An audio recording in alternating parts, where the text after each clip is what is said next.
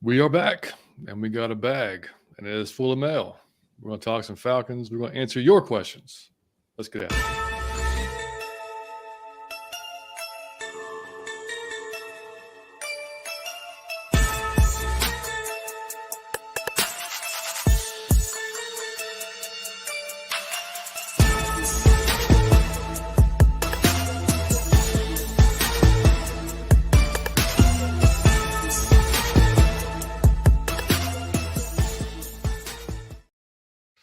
And welcome in to episode 109 of Out of Your Falcon Mind, Atlanta Falcons fan cast. My name is John, back from New York, joined by my co-host, Mr. Mike Cottrell. What's up, brother? Good to have you back, buddy. Out of your Falcon mind and took a much needed break and vacation, but the boys are back in the building. Let's go. Yeah, man, it's only a couple of weeks, but it seems like it's been a while. It really does. It's like when you get in a habit of just like a weekly type of thing, it's like, yeah, it definitely feels like. Look, I was so excited for this just when I was setting up the stuff. I was like, oh, it seems like we did this in a long time. Oh, excited about it. Yeah, man, me too. So as always, guys, coming to you from our Out of Your Falcon Mind on YouTube. Make sure you subscribe and drop a like for the video on there, and also on Variety Sports Network. Make sure you check those guys out, man. They're growing every day, and they have a new show called For the Win. It is a fantasy football based show, so a really good show. They had their first episode this week. They actually asked a question if you would pick Desmond Ridder or Kenny Pickett if you had to choose for fantasy football purposes. You know, which way would you go? Which is kind of interesting because neither one of them are going to be your starting quarterback. But you know, who you might have as a backup. You know, of course, I tweeted out that who we'd obviously pick, and it's got a lot of responses, there's definitely some haters out there. We already knew that though, and a ton of good responses. And both of the guys actually agreed that they would take Desmond over Kenny Pickett for fantasy. But anyway, check that show out. And if for any baseball fans out there, I'll be co-hosting Seventh Inning Stretch tomorrow night at 9:30 with our boy Darren from Fat Boy Fadeaway. So great fun show. How are the Braves doing, Johnny H? You got to fill us in. They are in first place, and first place. Yeah, they had a double hitter today. They won the first one. They were winning. I'm checking right now to see if they're still winning. When I stopped watching them get ready for the show, yeah, they're still up 6-5, bottom of the eighth. Double header, right? Man, bro, they played 2 games in the same day. Yeah, this one was back to back. Yeah. And like the second one isn't shitty, like because everyone's tired from the first game. No. I mean, it can be. I guess it can be depending on the guys. But no, this one has been good. This one, we won both of them. I mean, like when we were in Cooperstown, the boys played. And for anybody that doesn't know, I was my son's 12. Well, he's 13 now, but he's 12U baseball tournament. They have a huge one in Cooperstown every year, and it's like a weekly thing. So you go in, you check in on like a Friday or Saturday, you play the entire week, then you come home. And what's cool is the boys stay in a bunkhouse with their coaches. So we drop them off, and then we go back to the hotel, or we go do whatever we want to do, hang out with other parents, or whatever, have fun. Now, if you've never been to Cooperstown or around there, there's not shit to do, really. There's some breweries, which there's some really good breweries, good restaurants, but it's in the middle of nowhere, dude. I mean, like the towns itself, it's just like they're old towns, they're beautiful towns, but they're just old. But yeah, so we were there for 10 days, basically. Well, not 10 days. We were there for 7 days, but we traveled. We drove up. I took our time driving up, took our time driving back. But anyway, Liam, so his pool play, he played 2 games a day for 3 days in a row. And then he started bracket play. And if y'all saw that Quebec and Canada wildfires going on, so the smoke came down into New York and actually canceled one of our games. It was so bad. Like, it was already kind of chilly, dude. And it was our last day of games, and we had an 8:00 game, which we got in, and we had a 2:45 game. Well, the smoke got so bad, the air quality was so bad, they canceled the 2:45 game and moved it to 7 a.m. the next morning. Oh, shit. So, yeah, that sucked. It sucked worse for him because he had to get up and get there and get warmed up. We just had to roll in bed and get our asses up there. But anyway, yeah, dude, it was like the sun was like this little tiny yellow dot in the sky. You could barely see it. And it was like 48 degrees. I mean, like it was not good, man. That was the only, I guess you could say, bad thing about the trip. I mean, he had a blast, man. He got hit by a pitch 3 times in 2 games. Ooh, okay. Yeah. So how did he handle that? Oh, he's fine. I told him a long time ago. I was like, look, there'll be an exceptions, like if you get hit in the fucking face or something. But like, Yeah. you get hit in the arm, the back, the butt, the leg. Like, don't cry. I Yeah. just don't. Like, it may hurt like hell, but man, just show them that don't hurt, and then just toss your bat, bat flip. I don't give a shit, and go down to first base or whatever. Yeah. So, but actually, what hurt him the worst is he was on first base, and he went to try to steal second, and I'm sorry, he almost got picked off, but the throw went into right field, so he took off towards second. Well, the first baseman got the ball, threw it to second, tried to get him out. Well, hit him right in the elbow, like right above the elbow. Yeah. And as he was sliding in, and he kind of shook it off. He played an inning, and then he like took himself out of the game because he could not, like his arm went numb, his forearm went numb, his fingers, he was freaking out, his fingers went numb. And it's just because of where he got hit, Yeah. So that cost him a game, obviously because it was his throwing arm.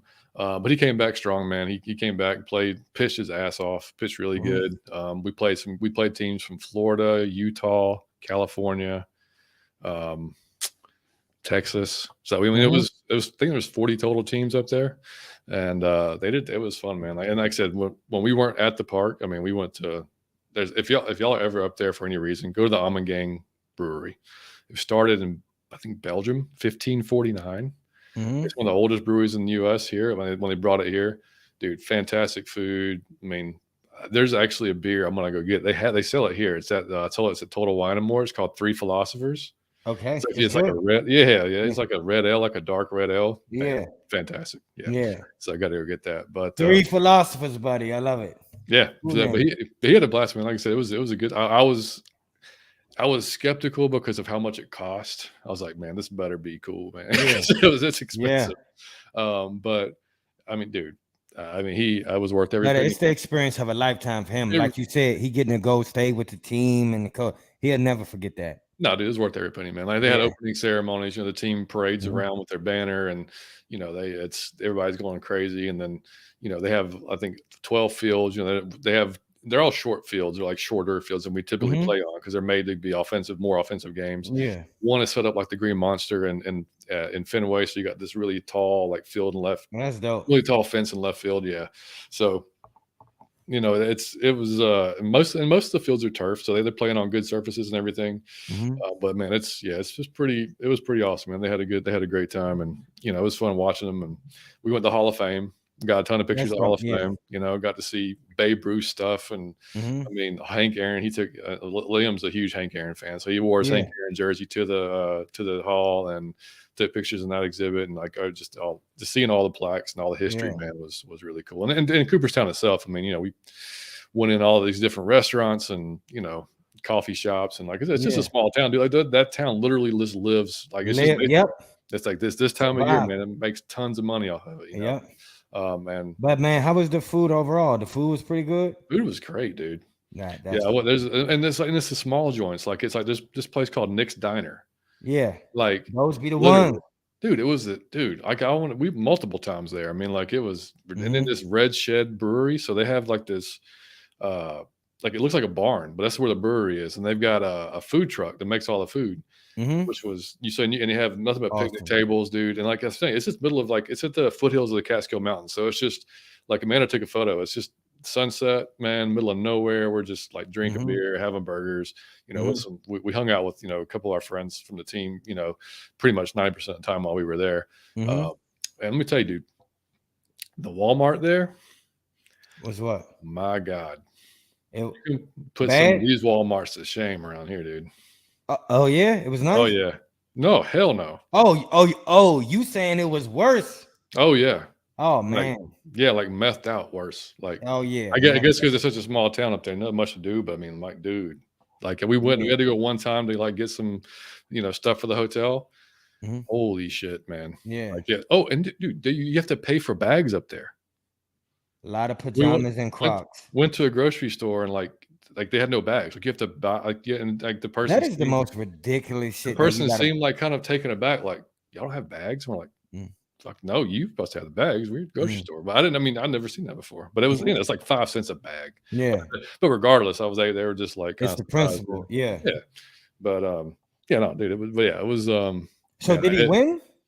They won their first bracket play game, which was awesome, and they won 5-3. and then they got put out by the team who went to the championship game. Oh, okay. And it was a team from Florida.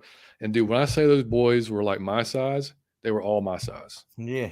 It was insane. Like we've got a couple of guys on the team that's 5'11", 5'10", Yeah, big boys for their age. That was every kid on this team.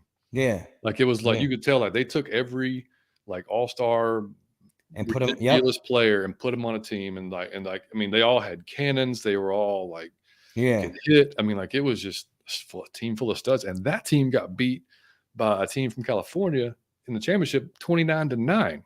Oh yeah, damn. That team was ridiculous. Yeah. And so I mean it was I mean we have a good squad, but we're not that level. I mean like that was just insane. But yeah, man, overall, like I said, I got nothing bad to say about the experience, man. It was an easy drive, man. We had the hotel was great, and we were only 10 minutes from the field. And, like I said, he got to hang out with his boys and have the time of his life and just play baseball. And, that was awesome, man. Yeah, it was, we needed it too, man. We needed a little break from everything. So it was fun, as everyone does, buddy. You deserve it, man. Yeah, man, absolutely. So let's jump in the chat before we get going here on these. Jordan, what's up, buddy? What up? Falcons fam, hopes everyone is going great. Yeah, man, we're doing wonderful. Pam, what's going on? Good to see you. Berto. Boys, what's good, fellas? Glad y'all back in. Man, we are too, buddy. And hey, Berto, you're actually part of a question that we got emailed. So if you hang on to the end of the show, buddy. Yes, sir. You can maybe you can help me answer it because it involves you, actually. False start. What's up, brother? False start. There's a Northeast swag, PJs and Crocs. I'm telling you, man. Dude, it was. I'm telling you, man. It was like I don't want to be mean. It was a little scary. It was a little scary. Like I said, the town is so small, man, and like it's literally like country. It's not what you think that will be like.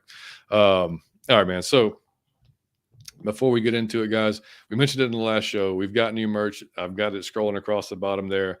If y'all want to go check out the new stuff, it's not this. It's got it's similar, but we added a white outline to it, so you can get it on black and red. And we have another design that's got the ATL and the mic on the front, and then the Out of Your Falcon mount on the back. So you can check that out. I've got to order. I want to order that black one. I still haven't ordered it yet, but I got. Yeah, I'm getting it. Yeah, it looks good, man. I'm getting a real one. But y'all can check that out, man. And if you're listening to us on iTunes or Spotify, make sure to drop us that 5-star review so we can keep growing on those platforms. Our goal on YouTube is to reach 1,000 subscribers by the end of this season, by the end of this year, by the end of 2023. We'd love to get there soon. I think we're close to 600 right now, so I know we can get there before at the season. We've grown so much in the off season, man. Just by keeping at it, and keep putting out shows, and so just I think we, especially with the excitement around the team going into this season, man, it's going to be. I think we'll be just fine, and so make sure you guys tell a friend, tell a family member, go subscribe and like the button.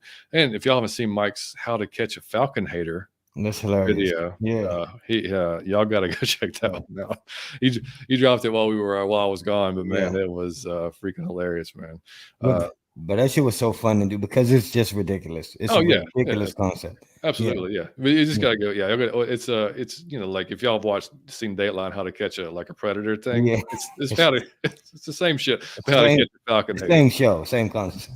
But to catch a falcon hater. Yeah, no, it's funny. So, all right, man. So we're here for one reason, and that is for a mailbag. We've never done a mailbag show before. Never. And a lot of our cohorts have, man. We've had a good time, or I know they've had a good time with it. So we figured, what the hell? Let's do one because it's the summertime. It's slow, and we figured we might. Backtrack. Minicamp was just in going on. I watched all the press conferences and everything.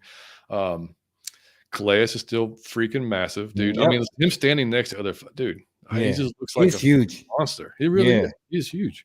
Not a surprise. Arthur said he was super happy with everybody at camp. They asked him about Desmond's progress, and he said, just like everybody else, he's made progress every day. He's not going to give you a ton of stuff. Like he's got his Arthurisms that he's going to give you. But overall, he says very happy with the defense. And from what I heard from the Falcons' first look, which is, I think the first look was the day I left for New York. I know Big Low went. I saw that. I know Pound for Pound was there. Saw those guys. And I forgot who else might have been there, but I definitely saw those guys there. Maybe one time was there. I don't remember. But looked like the defense shined during that, which is great to hear. 7-on-7s, you're going to see what you're going to see. Guys, they're going to know a little bit of the playbook, but not everything yet. No Kyle Pitts yet. TQ is back out there, which is great to hear off of his ACL. I'm not too worried about Kyle. I'm not even. He's not supposed to be there. So early. I mean, I'm not worried about it. The obviously Avery Williams, we didn't talk about that because it just happened while we were on the break, but he tore his ACL, which sucks because he's a huge part of our special teams, our return game. So we'll see what impact that has, man. If that's going to have CP returning more, or who knows? Maybe Bijan, who knows? Yeah. Yeah, and trying to think who else was out there. And they got Jalen back at right tackle, backing up right tackle now, which okay, and that's what he played in college. I mean, if he's going to hang around in the NFL, he can't play left guard. We know that. No. So you're going to have to play right. Move somewhere, buddy. You got to do something. Yeah, if you're going to stay on this team. So yeah, they signed another dude on another corner. I forgot his name now. Starts with a B. But yeah, they did. Yeah, I did see that. Yeah. Yeah, so he came. That cornerback room, something else. It's deep as shit, man. And I mean, it's going to be a battle, man. I can't. We didn't get it. That's not one of the questions we got, but just kind of started off like that's one of the. I mean, I can't wait that nickel, especially the nickel corner, the battle. That'll be something.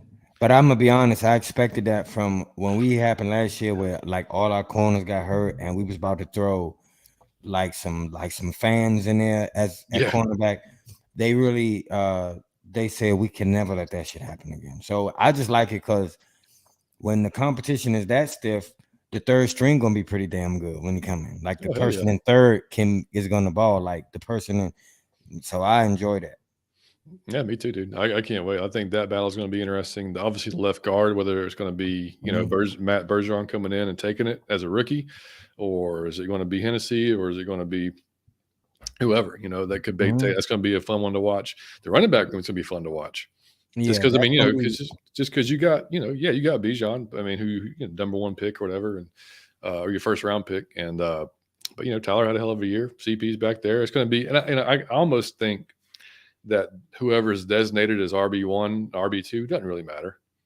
I don't think so. Not in our offense. I don't think it really matters because I think they're going to be utilized differently depending on the opponent, the situation, and a lot of different things during that. So I don't really think that's going to be a big deal going into it. I think more or less it'll just be there could be games that Tyler has more carries than Bijan. Yeah.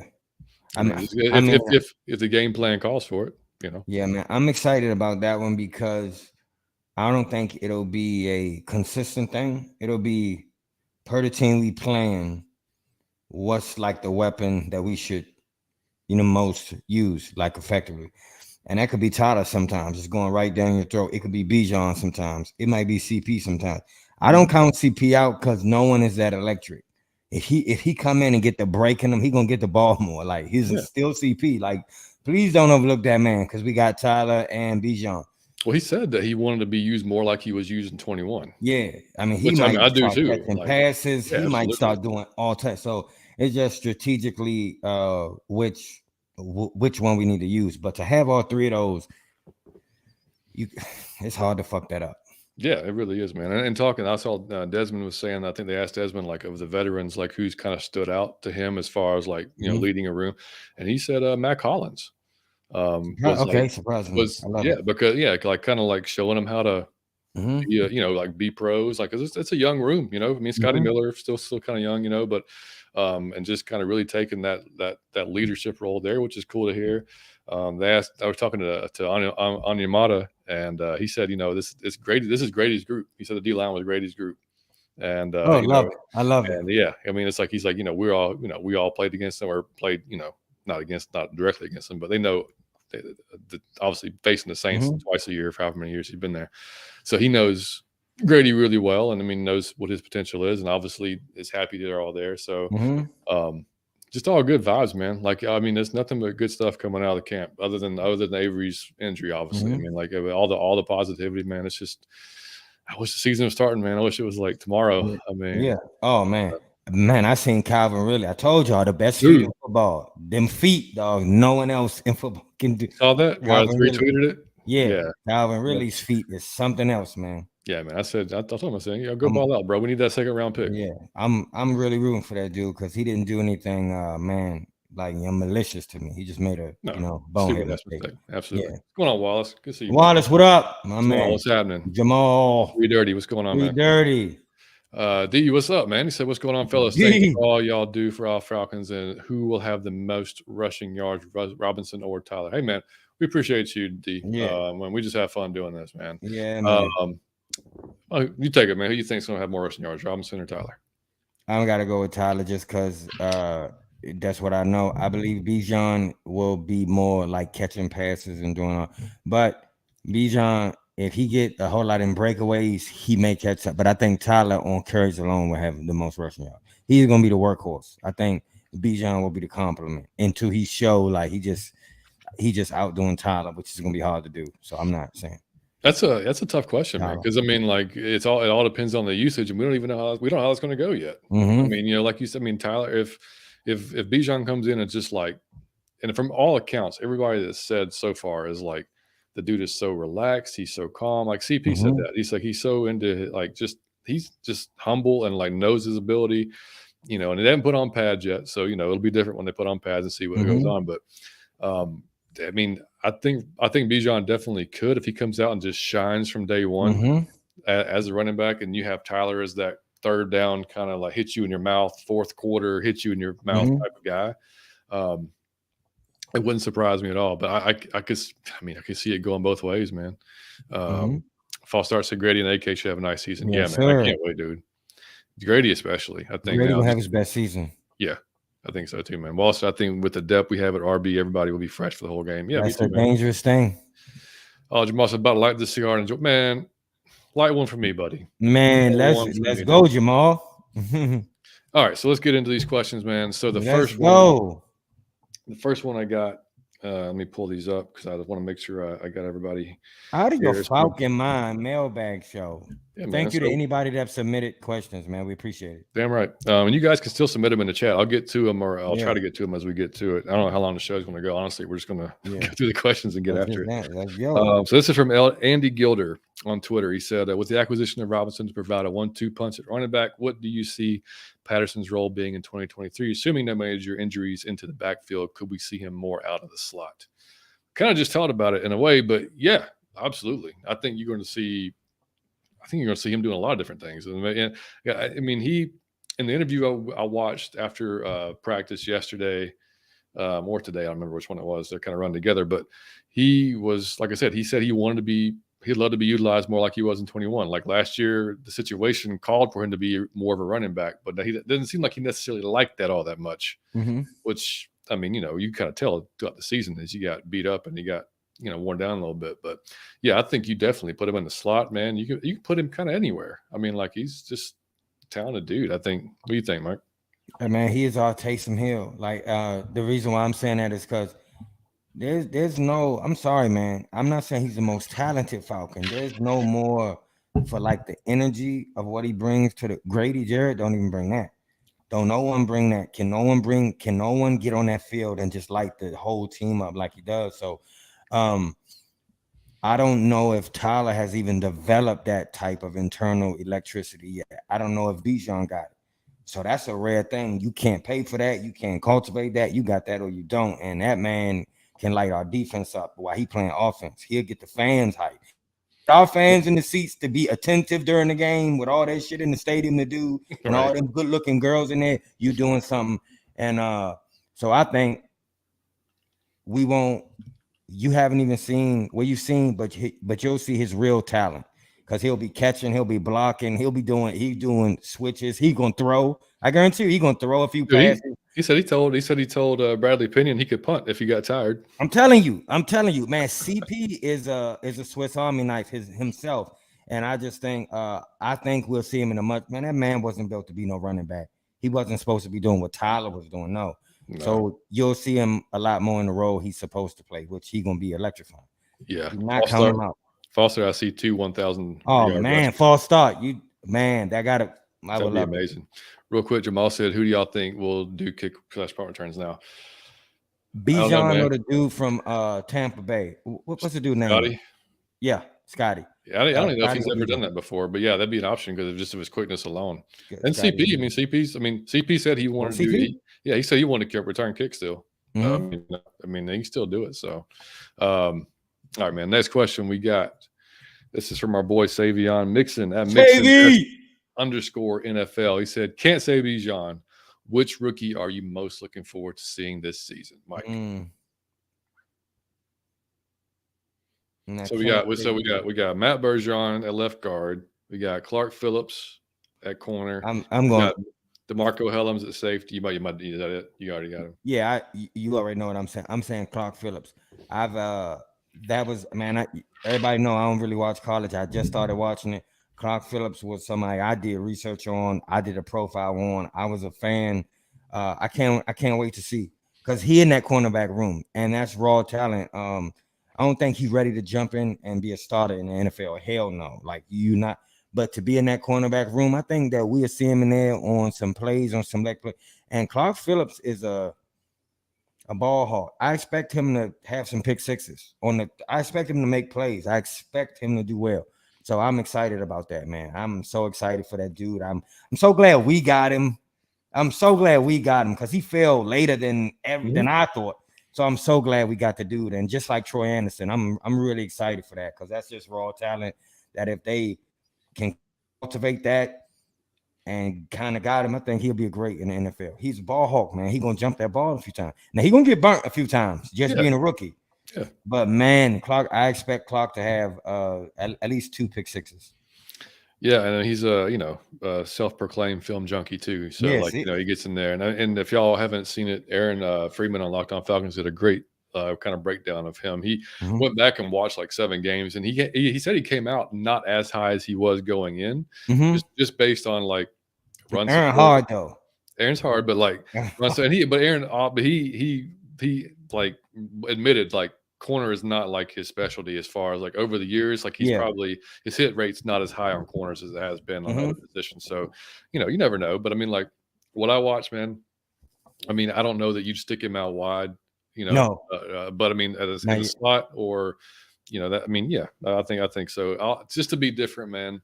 I want to say, of course, I'd be an Alabama guy. I want to say DeMarco Hellams, but I don't know that DeMarco is going to be playing meaningful snaps at safety. He might be. He might go into training camp and preseason and shine. Never know.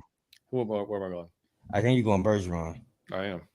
Yeah, because you want to see what that move was about. Absolutely. I think a lot of Falcon fans want that justified through his play. Absolutely. I want to see him go. I want to see him win the starting job off the get. Yes. And I want to see him go out there and maul people on the left side, just like we've been watching Chris Lindstrom do on the right side, because he's got the athletic ability. And he just and he seems like a smart cat. He was a captain on Syracuse. So like him next to Jake, and then if Dahlman's going to be the center, that should only help out Dahlman too, to have a good guy to the left and a good guy to the right.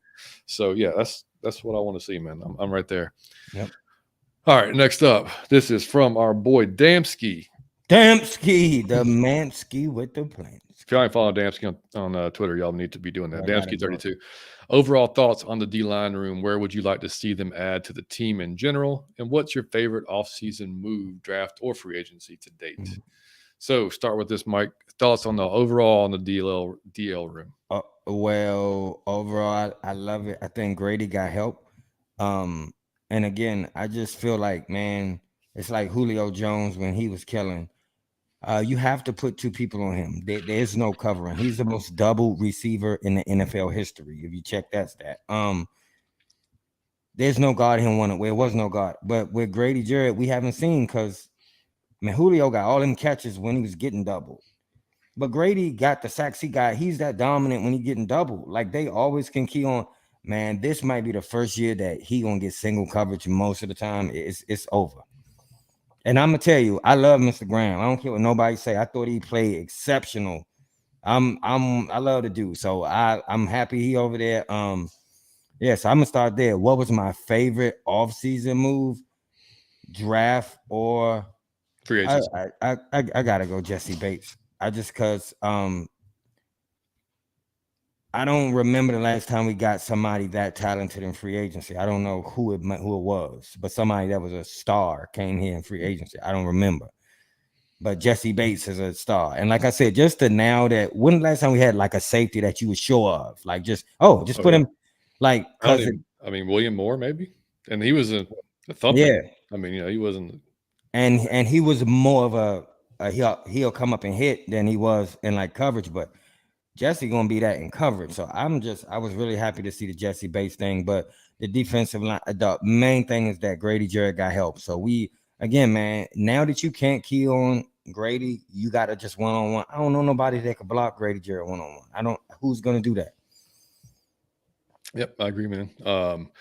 Yeah, I mean, I can't say much more than that, dude, than what you said. I mean, I'm ecstatic with what they've done to the D line. I mean, I think Aaron, I'm just shouting out Aaron all night, but he had a stat. I think it was 2008 and 2017 have been the only 2 years that we've been above average for sacks. That's crazy. Yep. So Matt Ryan's rookie year, and then 17, where we could have went back to, where that was obviously the Eagles playoff crap shit show. But anyway, so yeah, I mean, just the fact that we've got guys that can generate sacks just as a team. I mean, we may not have that one guy that can go out there and get us 15, which is fine. I don't care. We talked about it on previous shows. Like, if you give me 6, 7 guys who can get 3 or 4 sacks each, more, it's just, I think Caden Ellis is going to, like, one of the main reasons he came here is because he wanted to rush the passer. And that they said that's probably what you're going to end up doing. So I mean, like, with him, man, and like you just said, with something that just seeing what Grady could do last year with TQ next to him. Now we got Bud Dupree, we got Onyemata, we got Calais Campbell. So yeah, I couldn't be more happy, man, with what they've done with that D-line room. And then my favorite off-season move, I'll go with Calais. I just think that was so important, man, that he chose to come here. That he didn't even take the trip to 2 playoff contender teams. I mean, like legit playoff contender, like Buffalo and the Jets. That he thought well enough of what was going on here. This is going to be, that we're going to be a contender. At this point in his career, he felt like he was strong enough that he could go out there and do it. So, yeah, probably him. I mean, I can say Bijan's my favorite draft pick just because what he can be in this offense. It's going to be fun to watch. But yeah, I think I'll go with Calais on that one. Look, and I gotta add this in there. The most frustrating thing for me personally as a Falcon fan to watch on the field every Sunday is 3rd down when we on defense. Oh my God. I'm never more mad repeatedly throughout the game as, okay, we got this one. Because I'm so positive. I'm thinking, we got. Then almost every 3rd down, just like the team get it. And then you go down 2 notches. Then it come 3rd down. Oh, yeah, we got this. And it'll be like 3rd and 12. How many times you seen that? Like, for sure. What's the odds? Oh, yeah. And they go like 3rd and 14. And they'll throw a 14-yard pass on 3rd and 12. And you sitting there like, why? And they do this so constantly. As a Falcon fan, it bring you all the way down. And so now the biggest thing about that is quarterback pressure. You won't have the time on 3rd down to just sit there and have your 3rd option available. Yeah. I'm in heaven right now. And overall, I mean, if Okudah can be the guy across from AJ, and then you got Jesse as well. I mean, we're going to be able to cover longer. Yeah, we should be getting to the passer quicker. So like both those things should equal a much better defense this year. Like much better defense. Shout out to Terry. Hell yeah, damn right. All right, next up, and guys, I'm just reminding you guys in the chat, I'm going to go back at the end of all these questions. I'm going to go back to the chat and get your questions in there and anything that y'all had. All right, this is from our boy Vic Pickmaster on Twitter. With how many XFL guys the Falcons and other teams have signed to at least do training camps, what would you call the XFL first full season? Yeah, I think financially that came out that it was they lost some money, but that's kind of what always happens. I mean, I think it was a success. I mean, I'll be honest, dude, I watched a few games when it started, and then I just kind of fell off. And it wasn't because I legitimately forgot they were on. Because you're not really looking for it, and we don't have an Atlanta team, so it's like. But I mean, what I watched was, I mean, dude, I got to see some good ball players. I mean, like, I think it seems if they can keep it going financially, it should be a nice minor league system basically for the NFL.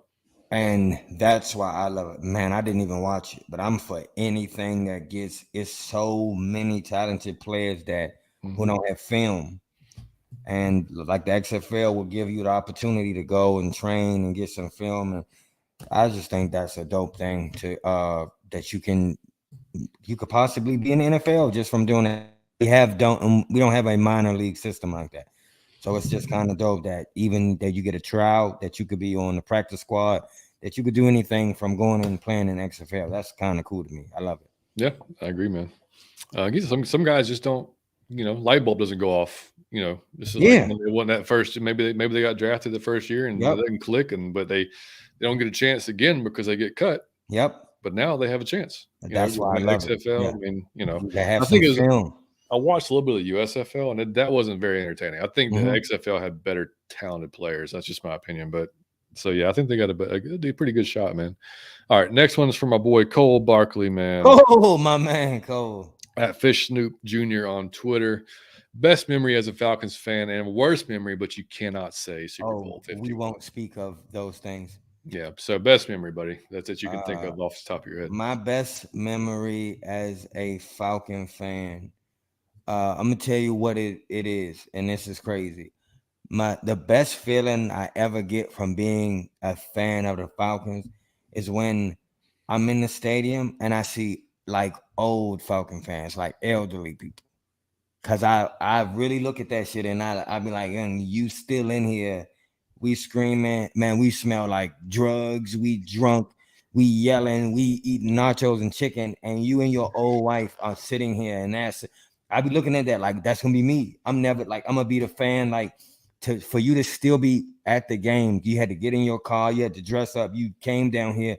I think that is the most loyal shit. Like you're elderly and they be having season tickets, and they like I put a question on Twitter when I did the Dion thing, like tell me you've been a Falcon fan for an extended time without telling me, and all these dudes was like under the post with comments that I didn't even know what they was talking about, and I'm the biggest Falcon fan ever, but I don't even know who this player is because you come from a different time. I didn't see this. I didn't even know it was 3 Falcon stadiums. I thought the Georgia Dome was the first Falcon stadium, but they was telling me, oh no, it was something before and I'm like, that shit is mind blowing, and I love it.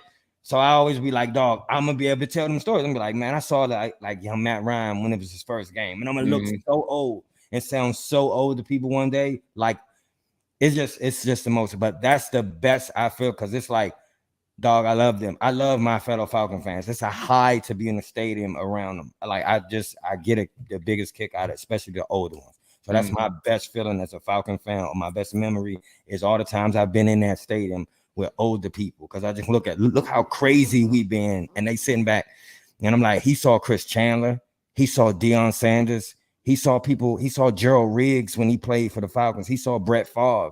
Like I didn't see that, so it's like, damn, I think that's awesome.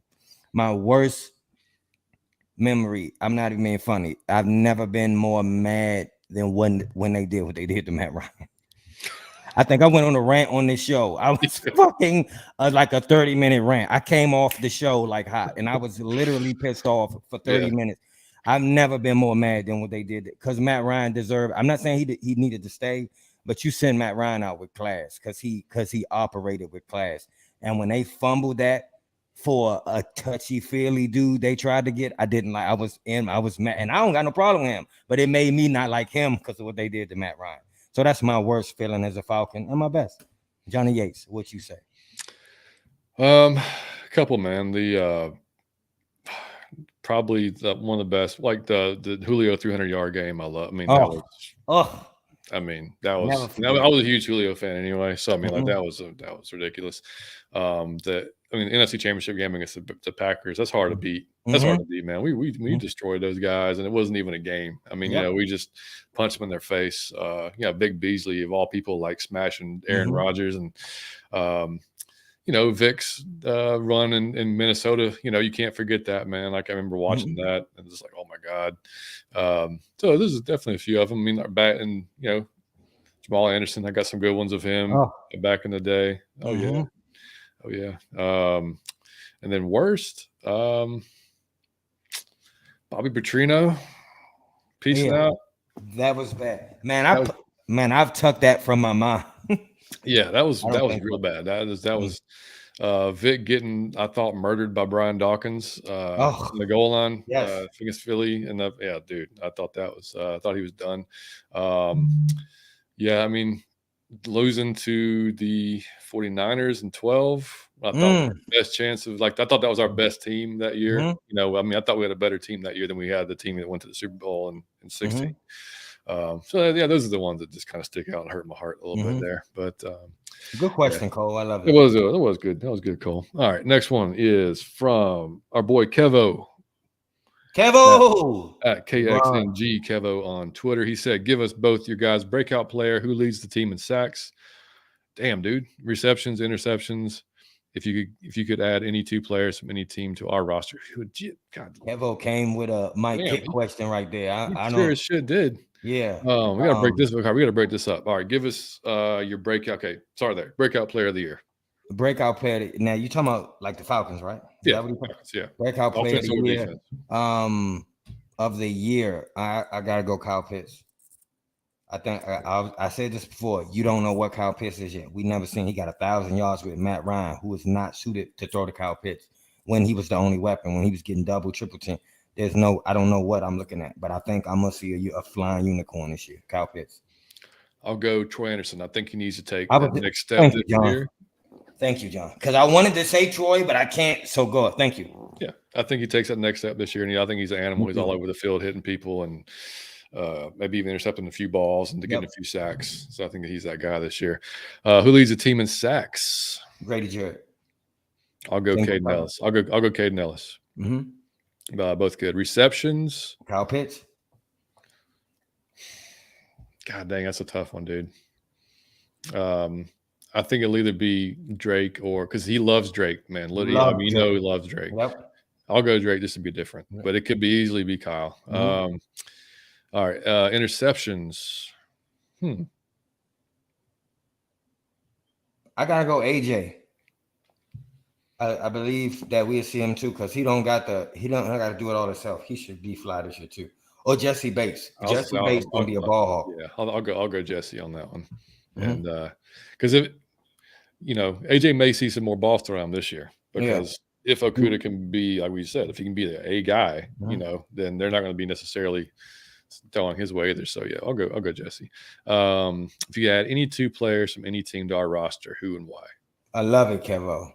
That's definitely a Mike. That's a Mike question. That's really he stumped me. Look, that's how I always try to stump Birdo. Like that's my goal in life is to ask Birdo something that he thrown off. With LeBron right me, I don't. Okay, if you could add any two players from any team to our roster and why? Who would I add to our roster? I got one already.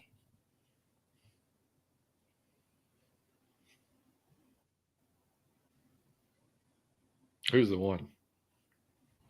Matt Ryan, quarterback coach. Okay. Matt Ryan. It's a different way to go about it. Yeah, I'm going Matt Ryan. I just want him to show Desmond how to be a professional quarterback in his mind to how to prepare. That's professional. He don't think he could instruct him on skill set because they don't have the same. Yeah. Instruct him how to read the defense. Right.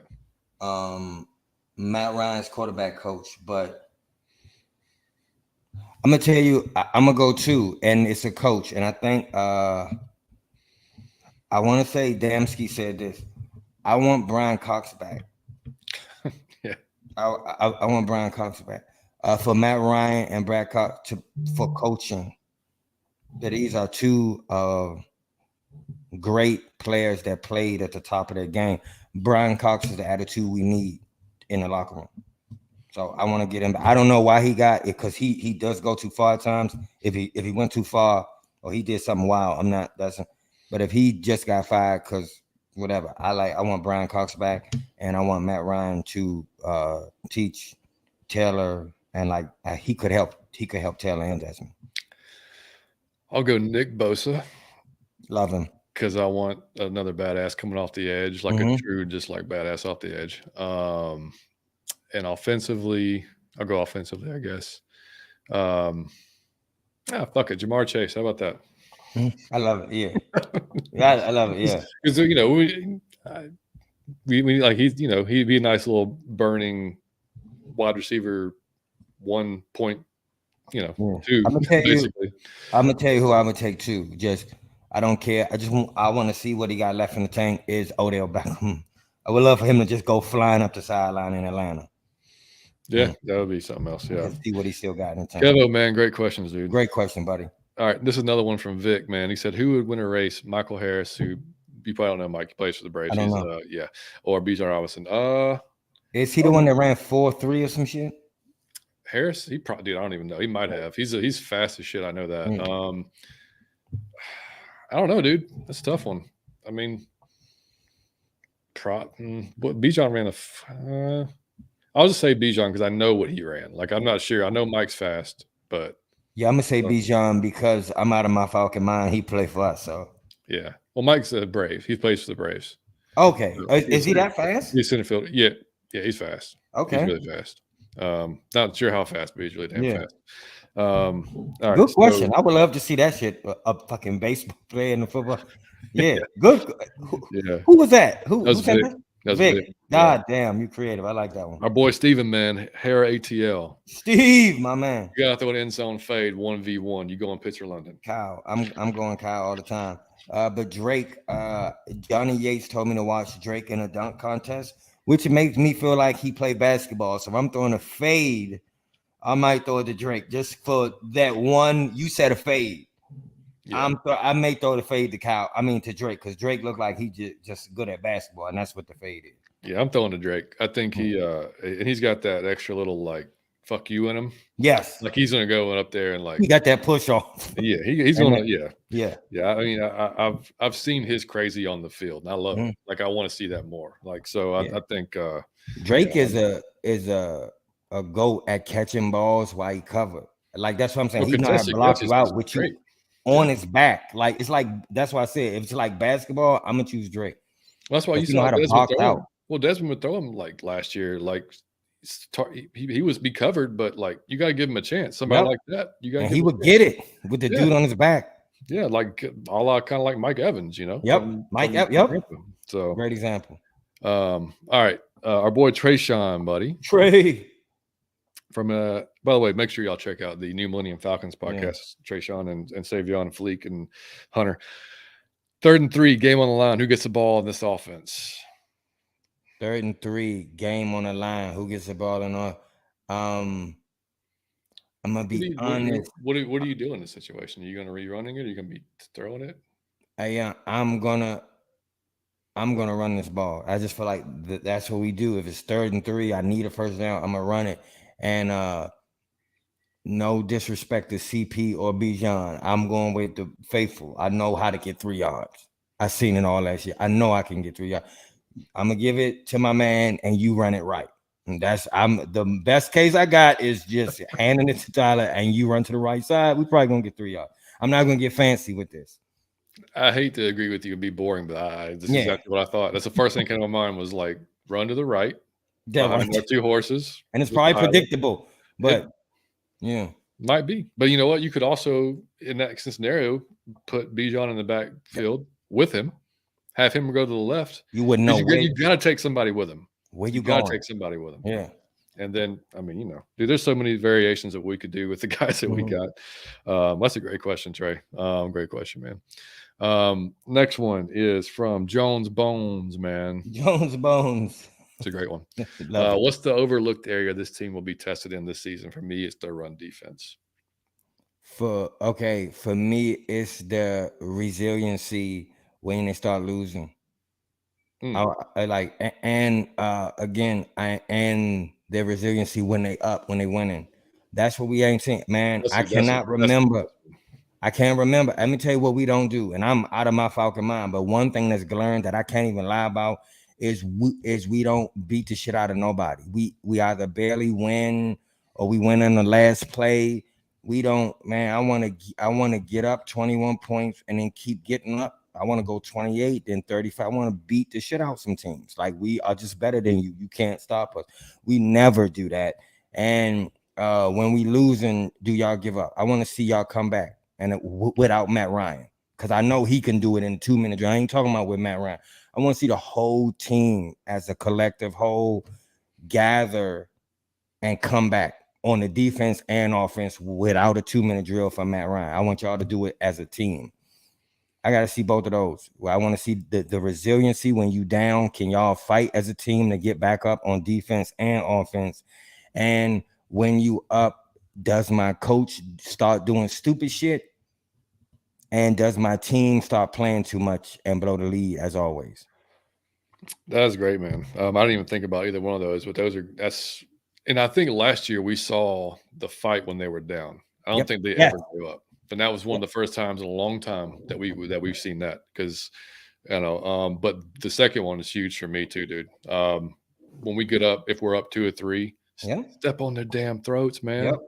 Like, don't let them get back in. Don't start getting soft on defense. You can tell me all day long that they didn't change anything and they're just bullshit. Like, when that Saints game, it was clear that stuff changed, and all of a sudden they start coming back. You weren't doing the same things. So John hate that prevent shit. John texts me when we get into that, and they just start eating them yards. John be going off. Works, man. Do what works. Yeah. I mean, like, don't get crazy, man. And I mean, I do kind of agree with what he said. I mean, with the run, I think in general, I think those first 3 or 4 games is going to be crucial for the defense to kind of get together and gel, come, and really be on the same page. Obviously mandatory mini camp's huge for just the communication purposes, because they're not hitting each other.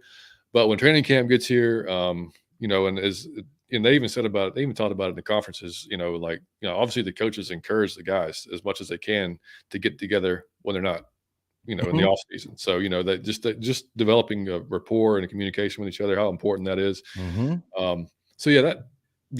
worries me a little bit. I mean, offensively is just really, I want to see the next step for Arthur. Like, I want to see him not overthink himself. I want to see him trust his guys and just, like, don't try to go all crazy, man. Like, just, you've got a stud at every position. So literally. I mean, so, trust your play calling, trust your guys, and just go out there and obviously make your adjustments if you need to, but don't try to get too cute about it. No. I mean, if we need 2 yards, then go get the fucking 2 yards.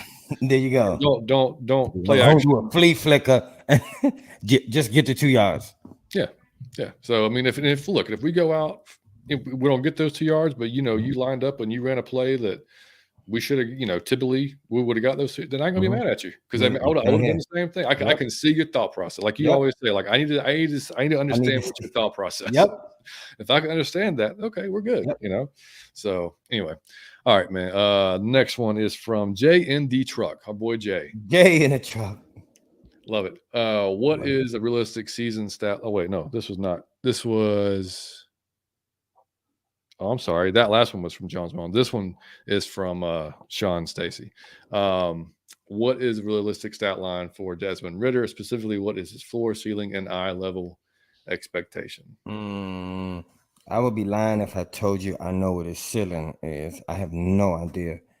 His floor is competency. I don't think you will get any more than that. You won't see him and be like, damn, you're a dumbass. You won't get none of that. The floor will be competency. This, what the ceiling is, I couldn't tell you, man. His eye level, what I expect from him is the halfway point of that. So him being just competent, he can speak English, he can breathe air, he know how to use a fork and a spoon. The other one is, oh my God, is this Warren Moon's son? Oh my God, no. I think it should be in the middle somewhere. I want more than competency, but I don't expect for you to come in and blow us all away with your talent level. I don't expect. I want someone in like the middle, where, you know what, he better than all of us thought he would be. Yeah, he better than all of us thought he would be. Yeah, and it's a tough one to call, man, because we'll have a better idea after year one. We don't even know. Like Arthur says, he wants to be more balanced. Theoretically that means more passing, right? I mean, that's something that Marcus could not do last year. No. So it's tough to really say. I mean, like let's see. So 200 yards a game would be what, 3,400 yards. That seems, I think, in any offense pretty doable. I mean, even if we're running the ball a lot, I mean, but again, it just depends on how Arthur calls these plays. Would love to see, obviously, a lot more TDs to interceptions, obviously.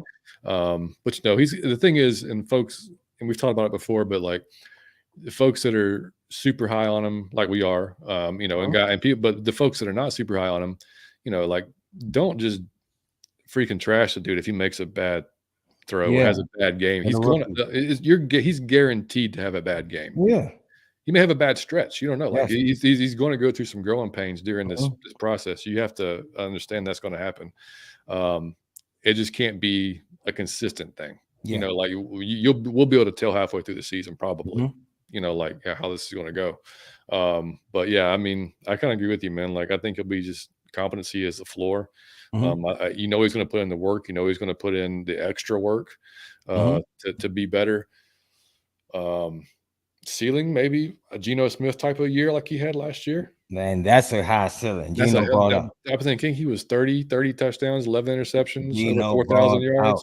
Yeah, I mean, something like that. Like, if we're talking about career type, numbers. I mean, and it's a totally different offense too. So it's just hard to project because our guy Arthur is going to be running a very different offense than most have in the NFL. So, but yeah, all right. Next one is from Jay in the truck. In your opinion, what's our record if Desmond Ridder succeeds or fails at QB? If he succeeds, Mike, what do you think our record is going to be? If Desmond Ridder succeeds, if he goes in there and he does well with the rushing attack, if he 17-0, baby. If he adds passing attack, 16-0, baby, 17-0. If we add passing to running, how would you? If he just imagine if he can really throw and he bombing away and you can't stop the run, it's gonna be 17-0 with that. Now, if he fails, if he is here's when I say fail, it mean he's just competent. So what I mean is you getting like Mariota vibes, where it's like he can't win us a game.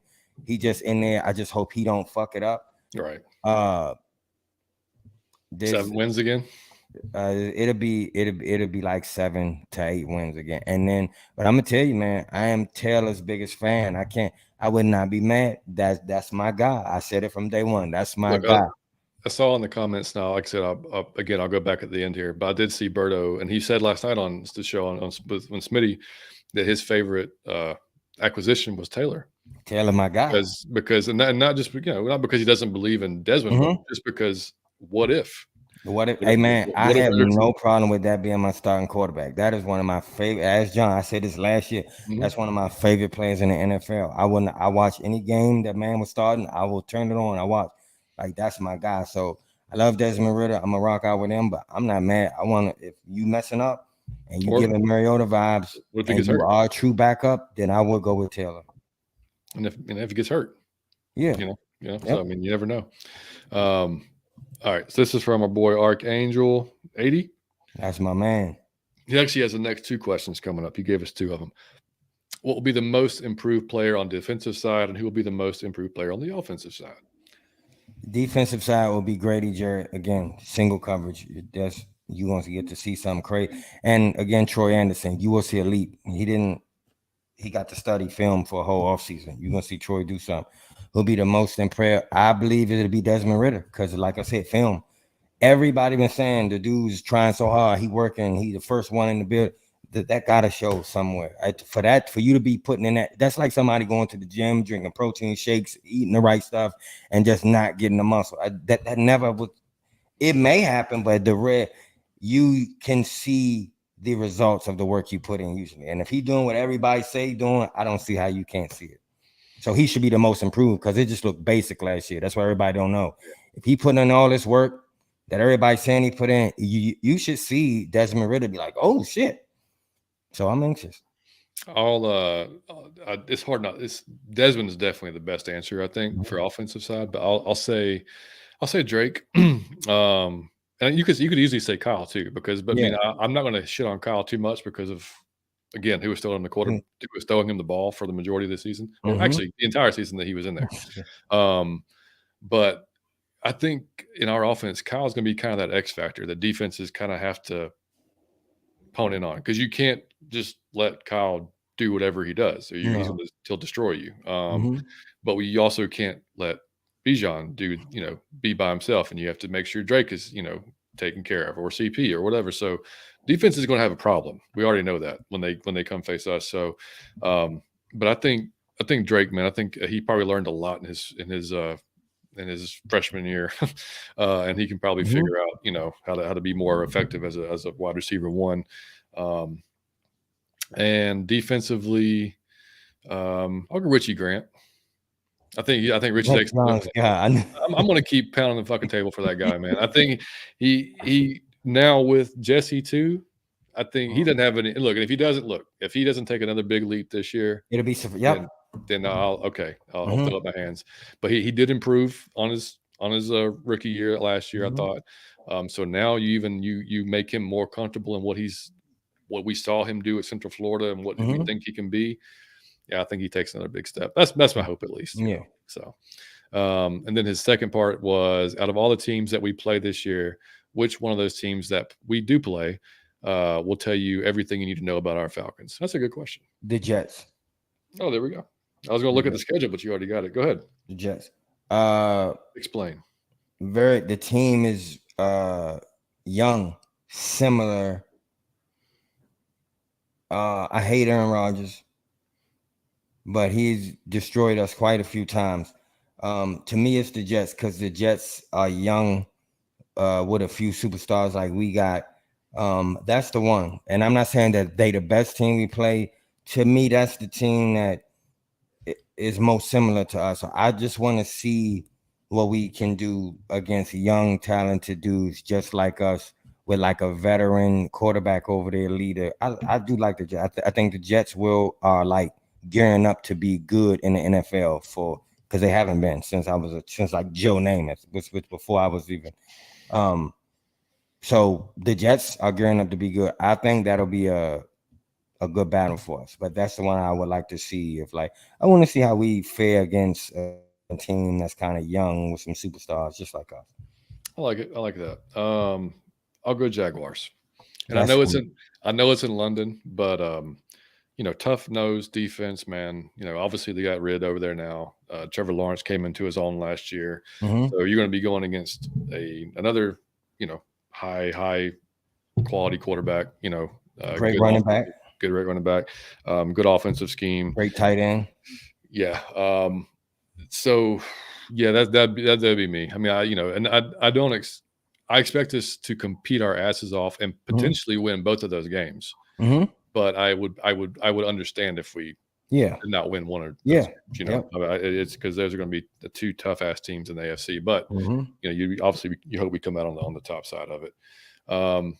And this is from Mad Mike Sports. He said, Mad Mike of Bijan and Tyler Allgeier's big year awarded quarter. Oh, okay. We already kind of answered that one. That was kind of the first one we answered, actually. Yeah, so we had double questions. Yep. Man, right. he's electricity. He's Georgia Power. Exactly. Georgia Power. That's his role on the team doesn't change. He's electricity. He's the power. All right. So we got, let's see, 3 emails. So we will go with the first one. Okay. We got 3 questions left, and then I'll jump in the chat here and get whatever we got going on there. All right. This one is from Neil. He said, "What's your pick for offensive and defensive player of the year?" For the Falcons or the? Appreciate you, Neil. He didn't specify. I'm going to assume he means the Falcons. I'm going to say the Falcons. Offensive player of the year, Kyle Pitts. Defensive player of the year, Grady Jarrett. For me, offensive player of the year will be damn it. Kind of want to say Desmond, but I mean, it's because he's the one. I thought you was going Bijan or Tyler. I'm gonna go Bijan. I'll go Bijan. He's more likely to get the, you know what I mean? Like, he is rushing and catching. He's more likely to have that year. Catch, exactly. Defensive player of the year. Who you got? Grady Jarrett. It's just going to be no stopping Grady Jarrett this year. I don't see it. Yeah, I mean, that's fuck. I mean, I want to say Grady because I agree with you. He's gonna be a man on a mission this year. Yeah. I don't want to say Troy because I think he'll be the one of the most improved, but I'll go Jesse. I think Jesse has a huge impact on this defense. Me too. I think he'll have a huge impact, whether it's interceptions or just what he's going to do in general. I think so we'll see. Okay, next question, and this one is from Brianna. She said, "I'm sure you got." Yeah, she said, "I'm sure you got." Yeah, hang on a second. She said, "I'm sure you guys have plenty of Falcons questions, so here are a few random ones for you. Favorite non-Falcon, favorite new music artist, favorite comedy series, favorite thing to do to relax. Love the show. Can't wait for the season to start." All right. Thank you, Brianna. Appreciate you. Favorite non-Falcon of all time or like now? Of all time, I guess I'm gonna say now. You're saying now, okay? Favorite non-Falcon. Who you saying in the league right now, Johnny H. That you love to see play, but is a non-Atlanta Falcon?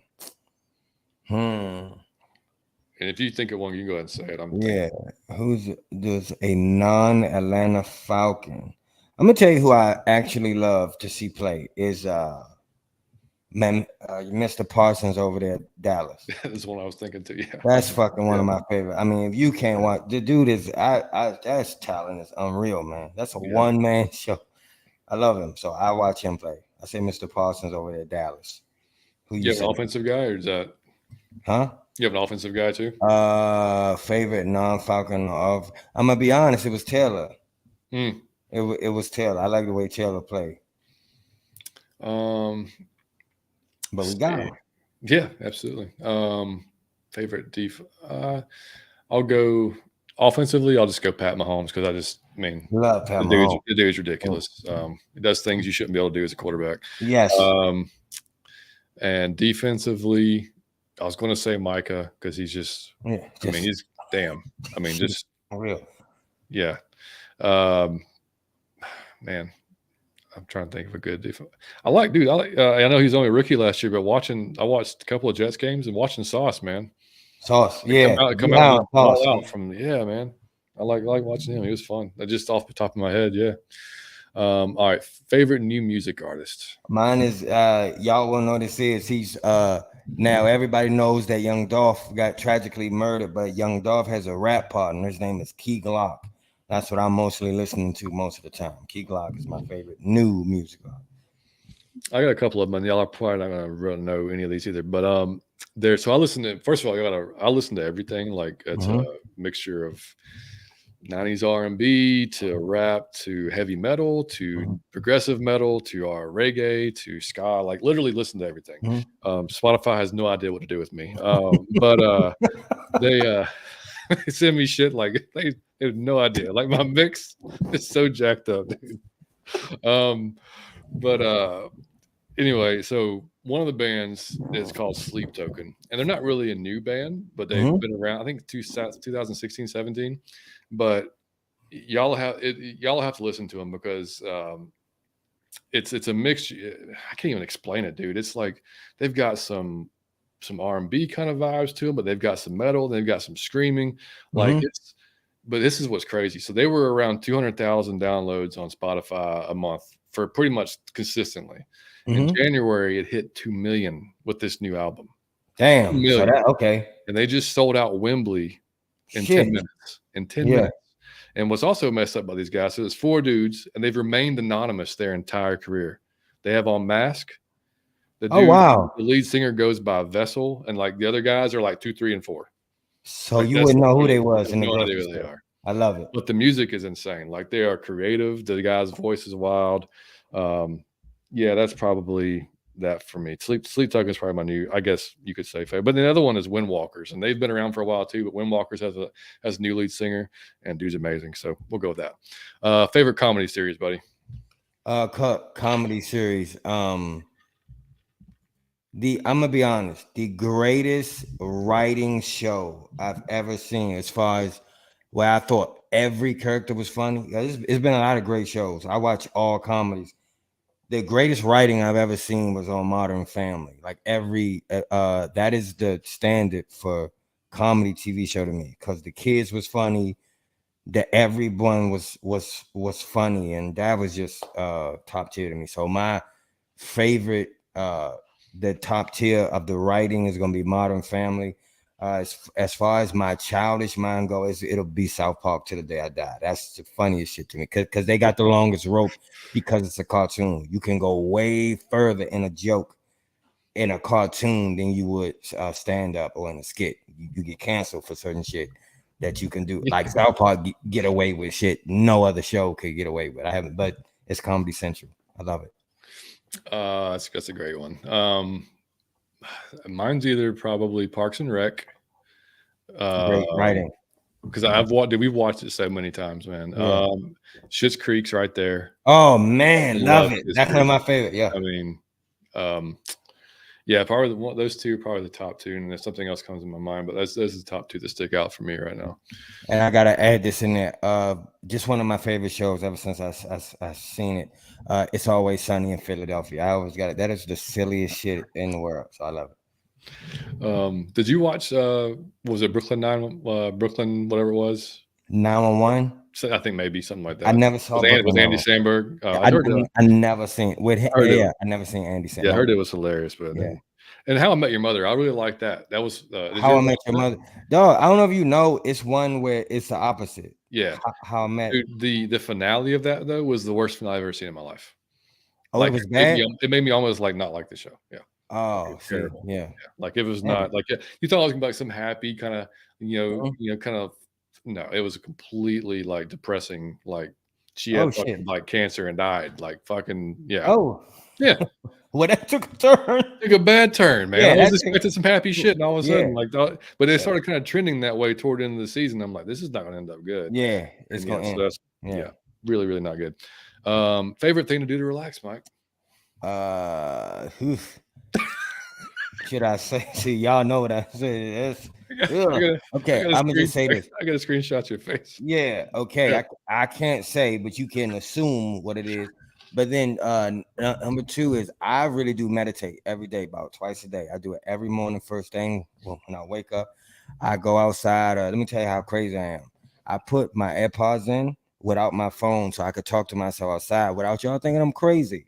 So I do like affirmations every morning and every kind of all through the day. I'm talking to myself, and I like meditate like twice a day. I do it before I sleep. I do it before I do it as soon as I'm up, and I do it before I sleep. And I'll do it in the daytime if I'm feeling angry about something, because I need to let that go. So I do meditate, and I love the beach. That's my favorite place to go. And the strip club is just, y'all know, that's the most relaxed, but you spend too much money. So it would be the beach or just meditating. I love it. All right. So for me, I got a few of them too. I guess, I mean, working out is not really relaxing, but it definitely it's a stress release. Yeah. Yep. So I've got to work out to I've had I do anyway, but it definitely helps if you had a stressful day. Mm-hmm. Y'all see these guitars back here? If I'm playing music, that's probably one of my top ones. Come up here and just play music, get out of my head, just relax, and do that for however long. Having a cigar, like our boy Jamal, I think, was doing. Yeah. Sitting on the back porch, having a cigar, a nice little either a nice little coffee with it or a nice little bourbon with it, depending on the time of day. Maybe both. But that's Yeah. And then just playing PlayStation with my kid. Playing some Fortnite with him, Netflix at night, something like that. Just chill. Yeah, that's about me. So, great questions, Brian. I love that. Yeah. And the last one that we got before I get to the chat is, and this is for you too, Berto. Berto, I know you and Berto have been married for a long time. As a guy who's only a year in, what's the secret to a successful, successful marriage? I loved it. And I want to ask you this too, John. I want to add on to this for you and Berto. Not only what is the key to a long and successful marriage, but what was the key? You had to choose differently than most people, because most people got a fucked up marriage. So you chose differently. What about your wife made you choose, made you know that was your wife, to choose that as your wife instead of just a girl? Like a girlfriend? Okay, well, if you want to go it's different from both me and Berto, number one, because Berto and myself, we met our wives in high school, and we're both high school sweethearts. So for me, it was like, and it sounds stupid, but I was like 16, 15 years old, and we started dating, and it doesn't enter your mind like at that point, but around 18, we were still dating, and I had through my entire high school like career or whatever you want to call it, had no desire to date anybody else. Like, it was just like she was all that I thought about, so it was like, okay, this is maybe more serious than I may have thought it was going to be. You know what I mean? But before we started dating, we were literally like best friends, right? Literally best friends.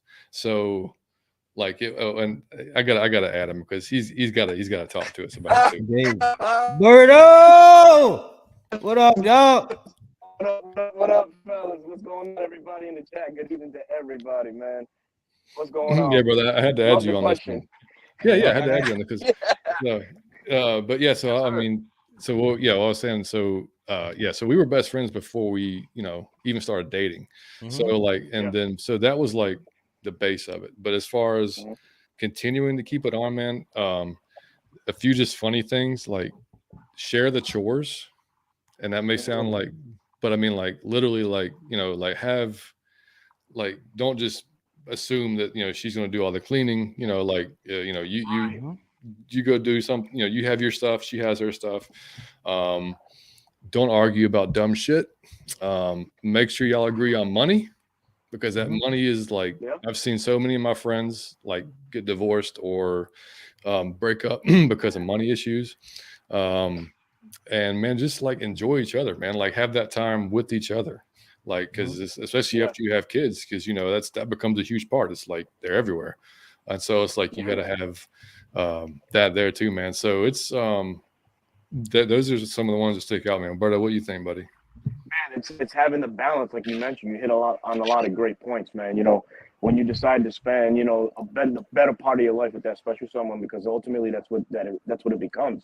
You have to have a great level of understanding. It's like coming to terms on little things, and like you touched on, you're like not arguing on the dumb shit, because I've seen relationships falter and just tear down because of dumb stuff like the sky is blue but it looks a different color, and boom, that's an argument. That is so stupid. If you could look beyond the small things and focus on the greater things, or what you guys have planned in life, dude, there's nothing that can separate y'all, man. You almost become like that fucking power couple, so to say. It's wonderful to have. It's also great to have a backbone like our wives. They allow us to do things that we enjoy. We help out cleaning, we help out with the cooking, the kids. That's a full-time job in itself, man. And you got to delegate that work amongst everybody around, or just the two, and it just the flow and the consistency, man. If you find a good rhythm, just stick to it, man. That's the best way it's helped for me, man. I've been with mine for 19 years, man. Since 04, brother. High school sweethearts, and till this day, man, we have everything that we have is because of our hard work and dedication towards one another, man. Yeah, I couldn't agree. Yeah, we're at 21, married, and 20. Fuck, dude. Nice. Yeah, like 28 or something together. I mean, like it's ridiculous. So it's but I mean, yeah, dude, it's what you just said. I mean, and compromise is a huge thing. Being able to say you're wrong is huge. Not being so caught up on being right about everything. And like the arguments. And you're going to argue. Like, it's just going to happen. You can't live with somebody and not argue about things. It's just a matter of like, just get over it. Like whatever it is, like don't worry about being right. Just get over it. Hold on now, John and Manberto. Here's what I have to ask, because a lot of people share this. How do you in the moment get over it? Like y'all are arguing. Your person is wrong right now, or you perceive they're being wrong, you perceive they being a little bit childish. How you getting over that in the moment? Like, what are you do? Are you walking off? Are you letting it go? Are you saying? Are you like deflecting? Man, that whole question got cut off. Huh? The question that as you was asking, it was cutting off. Like I was going in and out.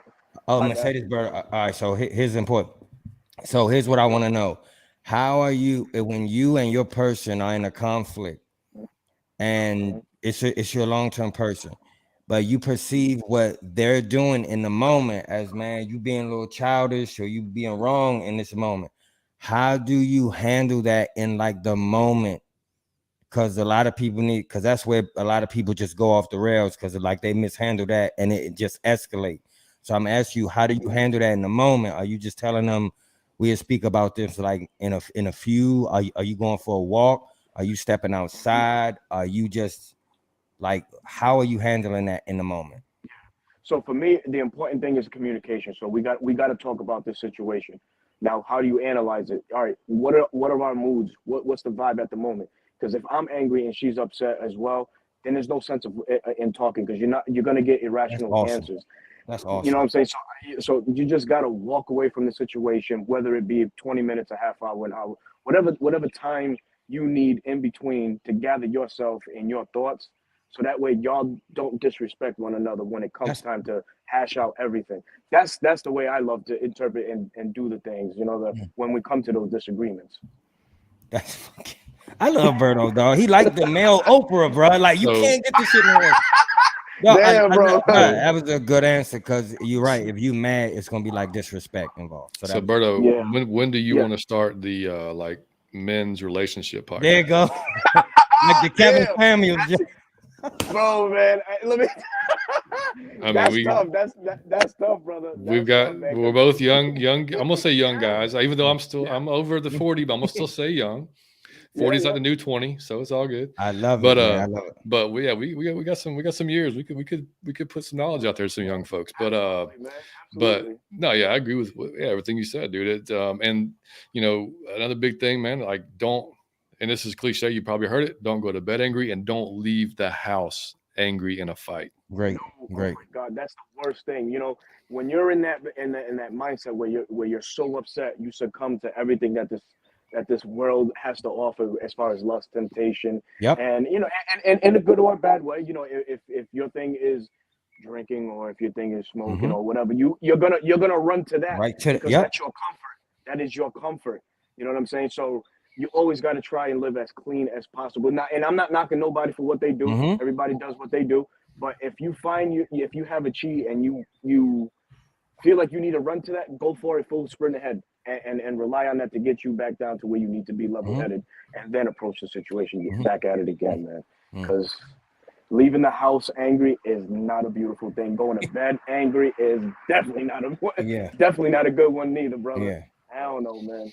I Yeah, I mean, so yeah, I mean, I just as an example, I mean, I last what was it, Mike? 2020 when I was in the accident when I think it was 2020 or Yeah. Yep. 2019. Yeah. Like I did, we were fine. I didn't leave the house at all. But that was my point. Like this lady damn near hit me head on. Could Mm-hmm. have ended me that day. Yep.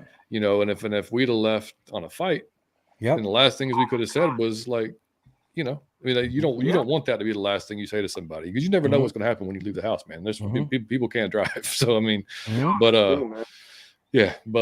yeah, man. I mean, all those things, man. Was it Marcus said that? Yeah, Marcus. Yeah, dude. I mean, like all those I love things, man, are important, dude. Man, it's just 1 year in, man, you're still in the honeymoon phase of it, obviously, and well, you just want to keep and hoping that you have the right person. To be honest with you, because I'll be Mm-hmm. honest, man. If I don't think everybody should be married, to be honest. Yeah. Like you got to be damn sure. Like I mean, like it's you. But I'm gonna tell you what I appreciate you, buddy, is you ask people that know. You talking about 19 and like 22 years. You ask people that, man, don't ask anybody with a girlfriend how to do or somebody. Don't you go. Do you go ask somebody that know who has what you want? If somebody got what you want, has the result, they have produced the results that you desire, then you go ask them. Don't go asking just your friends who are man in general. They'll give you horrific advice. Yeah, that could be true, man. Yeah. That's definitely true, But man. that's awesome answers, man. I ain't lie. I think, man, y'all helped a bunch of people with Man, that. I and the know you biggest, helped me. yeah, and the biggest thing, man, and like you're already married, so it doesn't. Yeah. You're kind of already not you, Albert, but I mean you're already kind of in it. Is really pick. I mean, hopefully, like I've talked about before, man. Like I married my best friend, so like that's the thing. If you can do that, that's great. If you have somebody that's like I'm extremely chill and laid back. Like it takes a lot to get me going. A lot. Like I mean, like I've got to be like if I get to the point where I'm punching walls, and there's just like some shit has happened. Like some crazy shit has happened. Like I'm not that guy. But my wife Amanda, she's more high strung. You know, like she's like and whether y'all believe in astrology or not, she's a Taurus. She's stubborn as hell, and she'll tell you that. She'll tell you, she's like, I'm dumb, I'm stubborn as hell, and I freaking, you know, I believe I'm right all the time. You know, like, and to her credit, she kind of is most of the time. So I'll give her that. Yeah, I mean, but you kind of need that kind of give and go. You know, you need somebody that's kind of chill and laid back, and you kind of need somebody that's kind of stern, you know, as well. So like, kind of hope that's kind of there too. But because you can't both be stubborn like bulls and like never give in, because somebody's got to give in at some point. But somebody got I like to give in a lot of the times, dude. I'm like you, John. Like I'm laid back too, but I just have a shorter wick of a trigger, man. I can pop off. I could, man. I try to humble myself as best as possible. She's a teacher, so I bust her balls. I'm like, man, listen, you can always be fucking right. So teacher had come to this house. Fuck that. So because not to get around all the goddamn time and say, hey, I'm not, bro. We're losing you, buddy. Did I cut off? There we go. I think we just man. I don't even know where the hell I left off. Damn, man. It's the weather up here. The weather up here is very funky today, man. Is this y'all still got smoke up there, dude? Here and stuff like that in the Northeast right now, man. No. Saturday it ended, man. Oh yeah. Saturday we went back to clear skies over here, man. Protect Birdo at all costs, man. Send the National Guard. I don't care what we gotta do. Protect Birdo. Hey, protect Birdo at all costs, man. Man, thank you, Birdo, for coming, man. We can always count on Birdo to join, man. Hell yeah. Sorry for the audio. I appreciate that, man. Thank you. Are you good, brother? Man. Yeah, sorry for the audio and stuff. I was cutting in and out, man. Just having some funky weather up here. But yeah, definitely, man. Anytime you guys want me on, man, as long as I'm allowed, man, I'll be right here with you guys rocking out, man, for sure. Yeah, brother. Man. Yeah, man. Yeah, you're welcome to hang out. We're just gonna go through the chat and bring out some questions. You're welcome to hang out but if you got to go, that's cool too, man. So yeah, man. I'm gonna go ahead and run inside, man. I just got off to work not too long ago, so. All right, man. Hey, Birdo, man. Thank you, Birdo. Appreciate you, dog. Take care, man. Thanks for hopping on, brother. Anytime. You know it, man. I'm here, brother. Later, boys. Later, guys. Dog, I gotta say this, man. We'll call on Birdo for anything. I got a great idea for a show that I'm gonna need Birdo to help, and we call on Birdo for anything. He come through 100% of the time, man. We love that dude. Yeah, man. I literally just texted him just now before because I was like, you know what? I wonder if he would come on and talk about it. You know, so Birdo always helpful, man. And make sure. I mean, it goes without saying, but make sure y'all check out 95 North Falcons talk show. That's Birdo's channel, man. Him and Smitty. All right, let's jump back in the chat. We'll get as many of these as we can, guys. We're at 1:30, and y'all been killing it in the chat. I noticed that. 330 say how important is good scouting going to be in game-to-game schemes to feature the players on offense. Oh, dude, it's going to be super important. That was a great one. It's a great question, but yeah, that's going to be I mean, because we're going to be like, you know, we have that hybrid type of offense, right? We could run the ball. We theoretically can pass the ball. We hope we can. Cross our fingers we can. So yeah, knowing what those other defenses are good and not bad at, I mean, that's going to be definitely, man. Dre, what's going on, brother? Dre. I said, what's good, fellas? If you were a betting man, would you take the over/under on the? I'm going over all day. All day, buddy. I think it's 7.5. I think I want to say I'm definitely going over, and we are out of our Falcon minds. We're going. Yeah, over. I'm always going over. Let's see. Wallace, I think CPU are going to be. You keep the same role, and then probably you be used more to kick return. Yeah, I agree, man. I agree. I'm just going to try to hit some of these questions, guys, as we're going down. And Mike, you can talk or say whatever, man. Ms. Pam said, I'm ready forward to no flies. That's right. No flies on our defense. Man, that was some gangster shit you just said there, Ms. Pam. No fly zone. You from the street? No, I know what a no fly zone is now. Oh, man. I love Jamal said Phillips going to fill right in where old boy was that went to San Francisco. Yeah. Isaiah Oliver. Yeah. I think he will too. He will. But we love Isaiah. Yeah. Wallace said, I think Bergeron's the one. to see if he can solidify the left guard. 100%, man. And Miss Pam Terry Fano should be the executive of the year. Absolutely, man. Gotta already. Be. Go ahead and crown him. Right now. Yes. Jamal said, "Damn, y'all ain't got nobody, block nobody else." Grady of the pass, exactly. Dirty Fanatics United, man. This is Chase from Chase, my man. from One Time. So make sure y'all go check out Chase's channel too, man, and subscribe to One Time for the Fan. Some more of our friends, man. They put on some great shows. Bodie, Jack, and Chase. You got to check them out. Absolutely, and they got a new one now. What's her name? They added to the show. Damn it! I didn't know they added. Yeah, man. She's on Twitter. It's hilarious on Twitter, man. Always going out there, folks. I'll think of it in a second. For leaving you out, whoever your name is. God damn it! Yeah. Oh, well. I didn't know. Yeah, I can't. I know her Twitter handle, but I don't know her. The new girl. Yeah, we love you. Whatever your name is. There you go. I'll get it right on the next show. She's like a number, like the band. We're gonna call her 4 or 5 because she's the 5th.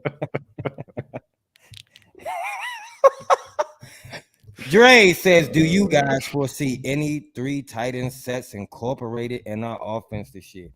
Pitts, Smith, and Fitzpatrick, or dare I say Franks?" No, stop what you're doing right now, Dre. There'll be no Franks talk, but I do think the other 3 is possible. I do, and I would like to see it. Yeah, I definitely think that.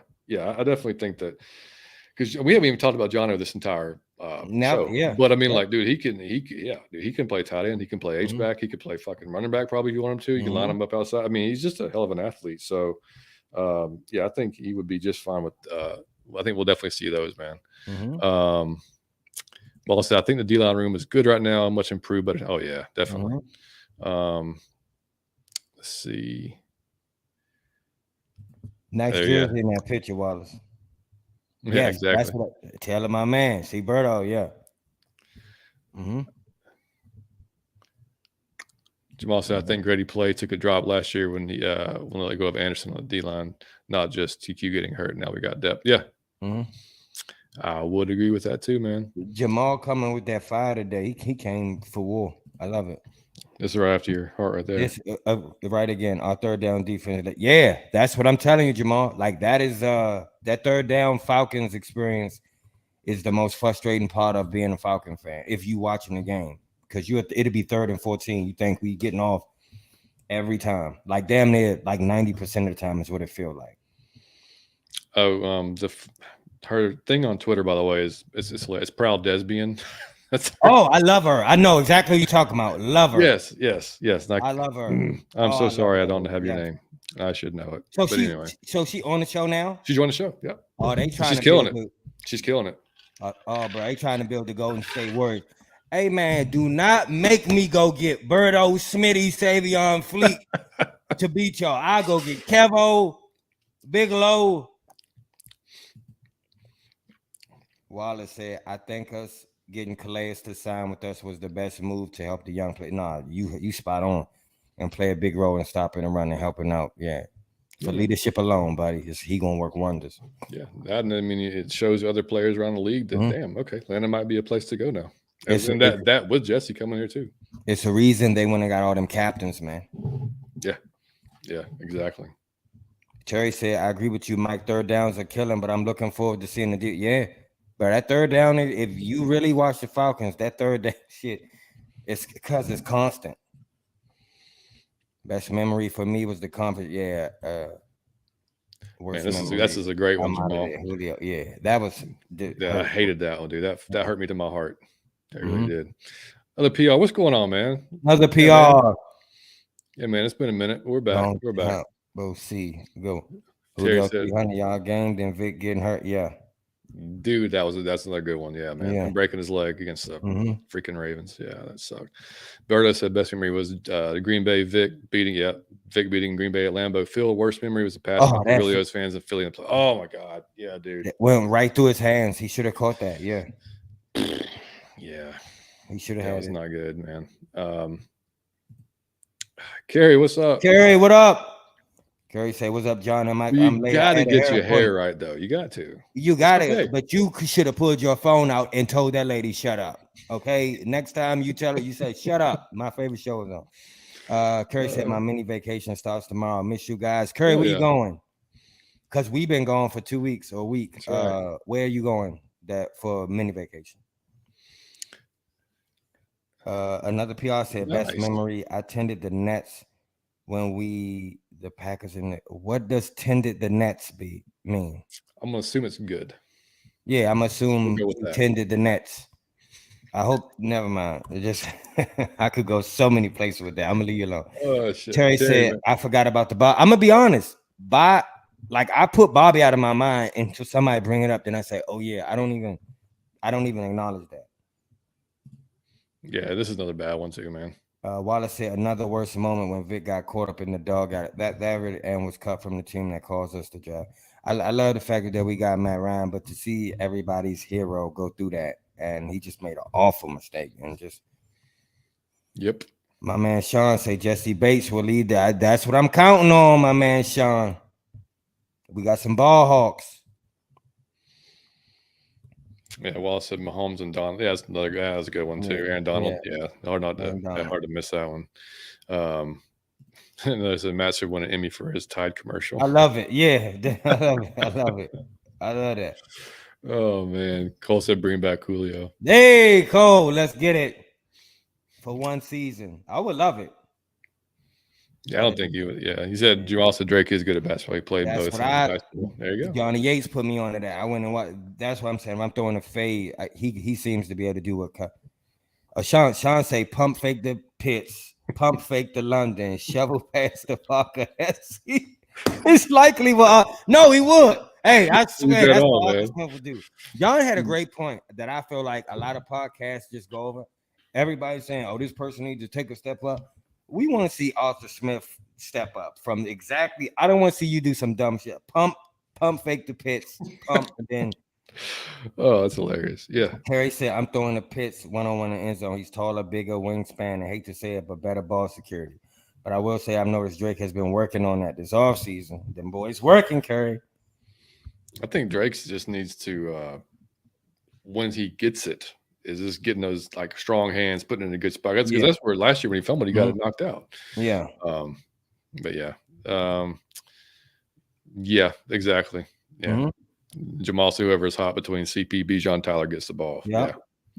Exactly right. Dime/nickel situation. Berto said dime/nickel situation because he's going to man that third corner slot. Yeah. Exactly. 3rd and 3. We got 2 downs. Can't stop us. Yeah, see, that's on our 3rd and 3. We really do have 2 downs to play with our running game. There's no stopping us. But I'm just still going right hand with time. Mm-hmm. Right side. For a start on that coaching aspect, y'all was talking about. I heard from a wise man once. I can live without the result if the process correct. I said that. As long as I can understand your thought process, I could get with you because I would have said, well, I would have done that and I would have failed the same way. But if I don't understand your thought process, I'm never rocking with you. Another PR says my only concern with our defense is the average age a bit over the hill. By that come with leadership and wisdom. It's something you got to balance that with the young players because Troy, wow. You got a lot of wild, like Kyle Pitts is wild, Drake London wild. If you don't get some older players on the team like Matt Collins and them to be able to, Overall, though, I mean, we a young team. Jesse's still in his prime. AJ still in his prime. AJ's still in his prime. Makuda's still young as hell. Hadn't even hit his prime yet. Troy, AK-47. Yeah, I mean, just the vets that we added a little bit. I mean, obviously Calais is 38, and then Onyemata, I think maybe is 30, maybe 31. I don't even know. Bud is up in it, but I wouldn't say over the hill. Those guys still got quality reps up to them for sure. So, Ant, what's up, buddy? Ant, my man. Hey, man. What's new? Everything, buddy. Berto says, can Tyler actually get any better? I say yes. If Arthur utilizes him as a pass catcher out of the backfield like he did at BYU, it's a good problem to have. I'm gonna tell you, Berto, I would love that. I just think if he throwing the pass, it's going to CP or Bijan. But I would love to see what he can do. Ooh, yeah, Berto gonna be at that Jets game. Berto gonna represent for us. 100%, man. Ant said, I want to see that The whole team will do new coaches, a new talent, new depth. Let's go Falcons. Going to make an amazing impact to the league this year and prove we're ready. We ain't playing. I love it, Ant. Let's go. Put that on his shirt. I buy it. Oh, this is going too. Family Guy in South Park, dog. The longest rope on TV. Yeah, man, it's great. When Jamal said Rick and Morty was low key getting up there for me, but it won't be the same without the writer. Did you ever watch Rick and Morty? No, me either. I think we're too old for it. But I've annoyed several girls with. I'll be in my house on a date and be like, "So you want to watch South Park or Family Guy?" And they be looking at me like, "You're a grown ass adult. I hate this," but I don't care. Exactly. Man, all my dates are childish. Like, man, bro, we go to Dave and Buster's. We go do something. I don't care. Man, another PR 68, married 37. Just don't talk politics. That's a great one too. Hey, unless y'all agree, unless you're on the same side, then you know. But there's better things to talk about anyway. Then Wallace said you have to learn to agree even when she's wrong because happy wife is a happy life. And I've been married for 31 years and dated another 8 years before we got married. Hey, congratulations, Wallace. I love it, man. What's going on, Oblivion? Good to see you, man. Look, man. Look, I just want to say this, man. I love my life. I think I've had a horrific year, but I think I got one of the best lives. If y'all could be me for a day, it would blow your mind. It's amazing to be me. I live like oh God. But y'all make me want a family sometimes. When I see y'all on Twitter with y'all kids and just how y'all talk about your wife, I'll be like, I really need to stop and grow up. But then I see a girl. Yeah, but you got nephew and nieces, and then you have Liam as like an adopted nephew. And so, Liam, like it's just when you play PlayStation with him, I'm like, damn, I want that experience. Or when you get to go to Cooperstown, I see just on Twitter, I see all y'all with y'all kids, and that should be like, damn, I want that experience one day. So I gotta have a kid by somebody. But I do want a kid. I just gotta find a girl first. There you go. Yeah, that's an important one, buddy. Yeah. And I said one big one, though, Cap. You have to accept the fact that she is always right. She will always be right. Don't argue that she's just right. Yeah, she's just right. Man, what's happening, man? Alberto Smitty, my man. I'm sure y'all are already subscribed to Smitty's Sports Machine. Yeah. I'm sure y'all are already subscribed to Smitty, but if you're not, make sure you go do that. Look, he's so big. I don't even got to tell y'all to subscribe to Smitty because y'all already subscribed to Smitty. If y'all, Uncle Steve. Okay, that was a great response. Now, Steve gonna come up with something crazy. Okay, that was a great response from Berto, but he didn't tell you that Miss Berto is standing 6 inches from him off camera with a cast iron skillet. Just kidding. Good advice. Man, it really was. It was, man. And shout out to Uncle Steve, man. Make sure y'all check out Uncle Steve, man, every week. Bringing awesome content, man. Love that dude. Twisted, what's going on? Terry, good to see you, man. Another one, man. Back to back, 2 dudes with the top tier personalities for this. Can you imagine if Steve and Twisted Torch had a show together? Oh my God, man. Energy out the roof. Jesus Christ. Theodore says, as a man in a relationship, we have to be the level-headed leader and look to resolve whatever issue is. At the end of the day, it falls on the man, in my opinion. I love it. I think that's it, man. Yeah, that's it. That's all the questions that. So, man, that was awesome. That really was awesome. Yeah, we have to do another. We'll probably do another one of these, probably like maybe mid-season, maybe like during the bye week or something like that. That'd be a good idea. Yeah. But y'all just ask us anything you want. I think that's pretty cool. That was cool.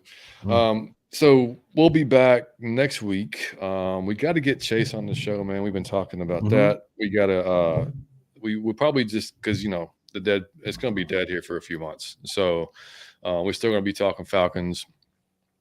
We're going to try to get Chase on. Well, I'm sure we'll be doing stuff with Smitty and Berto. Keep your eye open, though. Mike and I might pop up on one of your known Falcons podcasts next week. We'll put it that way. So we'll be back probably next Wednesday, though, man. Baseball is done for us after this weekend.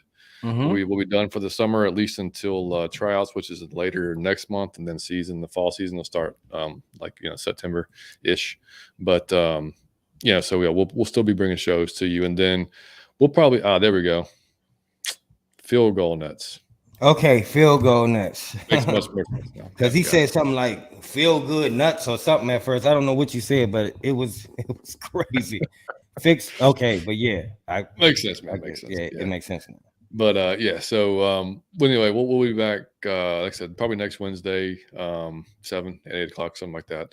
Just keep your eyes posted on socials for that. And like we said, man, before we started the show, man, make sure you subscribe to the channel if you haven't. This helps us get out there. Like I said, we're trying to hit 1,000 before the end of this year. It'll be great if we could hit it by the season.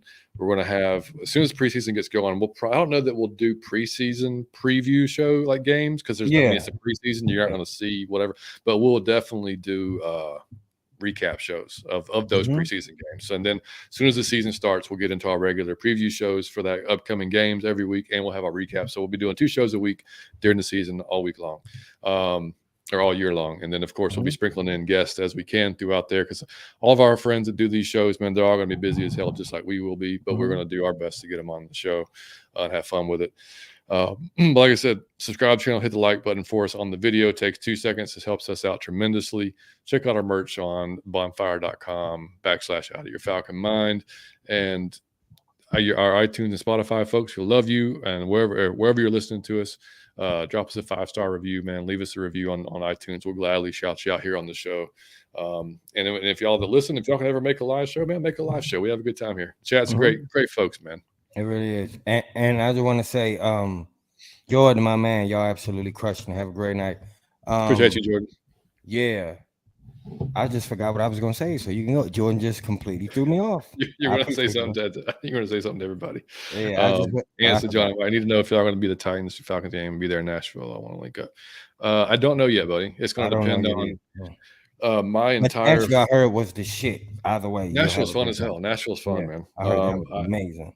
I can't schedule any football games until I see my kids' baseball schedule. So once that's done, then I can actually start planning out which games I'm going to. And I can't schedule any football games until I pay lawyer fees. So I need not be buying football tickets right now. I'm trying to keep my ass out of jail. But hey, man, I did want to say this. I want to say I want to thank y'all because just like I said with Family Guy and South Park, I feel like y'all give me a rope, like a long rope on the show, and I appreciate it because some of the stuff I'm expecting to backfire or to get some form, and y'all never do it, and I love you so much for it. I love you because y'all are just as silly as me. Y'all understand I'm joking, no matter where the joke go or no matter what we do on YouTube or TikTok, like they're jokes and they're all in good fun. So I just want to say I appreciate y'all for always. I really do feel like y'all give me a long rope to be creative, and that's just like South Park Family Guy. So I want to say thank you because y'all don't ever cancel me or flag the channel, and I'll be this close to doing it, but y'all never do it. So thank you. Yeah, that's a good thing. We want to stay on the air as long as we want to stay flag free. Yeah, thank you. Exactly. Yeah. So again, for all of y'all that submitted questions, man, thank y'all so much. Thank y'all for joining us in the chat tonight, catching us live, man. That means the world to us. If you're watching the replay, just tell a friend, man. Share the video, get it out there some more. Go watch Mike's How to Catch a Falcon Hater. Go check out the 10 Stages of Being a Falcons Fan, which is legendary now. It's least ever. That's legendary. I don't think you're ever going to top it. But I don't think I'm never going to top that one either. That was my favorite one to do. It's right out the gate. Right, it was the best one. But yeah, and we'll keep putting those kids, man. We'll put out some shorts throughout the year as well. So just keep on coming back, man, and we will get. Like I said, we're going to reach out, have some guests on, and just keep your eye on our social, man. And we'll keep moving on and keep getting better and keep improving ourselves, man. That's, because we have to be we have to be improved this year because we do a lot of self-scouting ourselves. Yes. We listen back, we watch back. We're like, I said that word too many times. And what we want to jump up is we want to see ourselves jump up. Okay. Just like Outta Smith. I want to be able to look at the first year we did this and say, man, I was fucking terrible. You know what's funny though? Like, because I don't have any ego when it comes to this shit because we were new to it, getting into it. But like I watched or listened to one of the shows. I probably said 100% like 117 times, and I was like, I got to stop saying that. Like it was like 100%. I was like, that was driving me nuts. Like it was driving me nuts. Maybe I'm overcritical of it because you hear yourself say something. Yeah. But so you know, we make conscious efforts to get better. Oh, sometimes I look at like some of the shit I did on the show, or even something I've made, and say, "Oh, this is fucking terrible." Even I don't fucking second thought, I think this is horrible. But you live and you learn, and I think it's always fun to do. So I just try to have fun doing it. PR said, "Darn, no food talk." Yeah, not this week, buddy. We will start including some food. We went off the rails. Hey, that was one of our best shows when y'all did that. We went off the rails and just had a whole food show. It was hilarious. That was. I don't know who started that. It was one of y'all. It was Carrie and Berto. It was Curry and Berto. Yeah, I'm gonna blame y'all too. Those are two of my favorite people, by the way. But yeah. It's a great show, guys. Love y'all. Be safe. Keep hustling. Never put your foot on. Thank you. And hey, you ain't gotta worry about that. We're gonna step on the throats. We got that part. So anyway, guys, y'all have a great rest of the week, man. Thank y'all again for joining us, and just keep supporting the channel. And we are back next week, Wednesday, 7:00.